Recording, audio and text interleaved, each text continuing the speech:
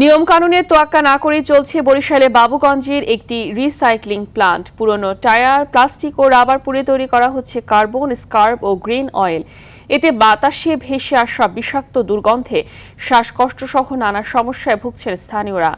ব্যাহত হচ্ছে স্থানীয় কৃষি। পরিবেশ অধিদপ্তর বলছে, যেসব শর্তে ছাড়পত্র দেওয়া হয়েছিল তা মানা না হলে ব্যবস্থা নেওয়া হবে।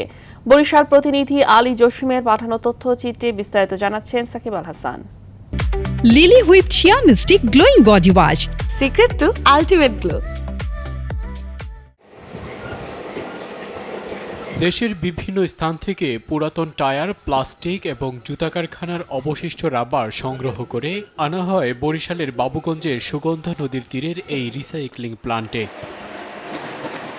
বাতাসে ক্ষতিকর ধূলিকণা, বিষাক্ত গ্যাস ও দুর্গন্ধ ছড়াবে না শর্তে ছাড়পত্র নিলেও এসব নিয়মকানুনের তোয়াক্কা করছে না কারখানাটি। প্রতিদিন 7 থেকে 8 টন পুরনো টায়ার পুড়িয়ে তৈরি করা হচ্ছে সড়ক ও ইটভাটায় জ্বালানি হিসেবে ব্যবহৃত কার্বন, স্কার্ভ ও গ্রিন অয়েল। রাতে টায়ার পোড়া গন্ধে ঘুমাতে পারছে না স্থানীয়রা। বিষাক্ত বাতাসে মরে যাচ্ছে আশপাশের ফসল। রাতের বেলা যখন জ্বালায় তখন বাতাস ছাড়ে, তখন দুর্গন্ধ, অনেক দুর্গন্ধ হয়। টায়ার পোড়ার যে গন্ধ বাচ্চাদের লেখাপড়ার ক্ষেত্রে একটু সমস্যা সৃষ্টি করে। এই সমস্ত এলাকায় ধান বা ফল এগুলো নষ্ট হয়ে যায়, কোনো কিছুই হয় না, আবার মানুষেরও সমস্যা হয়। আইন অমান্য করলে ব্যবস্থা নেওয়া হবে বলছেন পরিবেশ অধিদপ্তরের এই পরিচালক। খতিয়ে দেখব, দেখার পরে যদি এই ধরনের কোনো সমস্যা দেখি যে শ্বাস প্রশ্বাস নিতে কষ্ট হয় বা প্রচণ্ড ধরনের দুর্গন্ধ, আমরা তার ছাড়পত্রের শর্তের মধ্যে নিয়ে আসার চেষ্টা করবো। তাও যদি না হয় আমরা একে পরিবেশগত ছাড়পত্র বাতিল করে দেব।